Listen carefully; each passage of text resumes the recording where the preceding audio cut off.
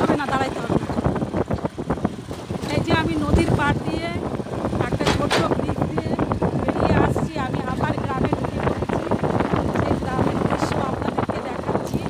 সন্ধ্যার অন্ধকার, একটি মায়ের মন্দির দেখা যাচ্ছে, পাহাড়ের মন্দির, সব দিকে সাজো সাজো রং হয়েছে। তাই আপনাদেরকে আমি আজকে এই দৃশ্যটি দেখাচ্ছি। এই দেখুন, গ্রামের ছোট ছোট বাড়িঘর, দোকানপাট।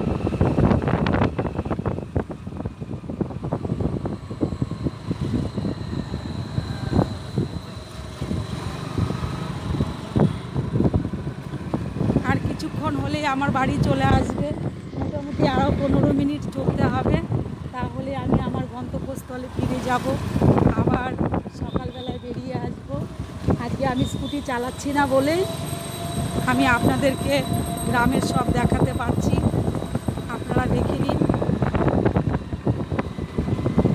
সেই গ্রামের চাষের জমি। তাহলে বন্ধুরা, চ্যানেলে চোখ রাখুন।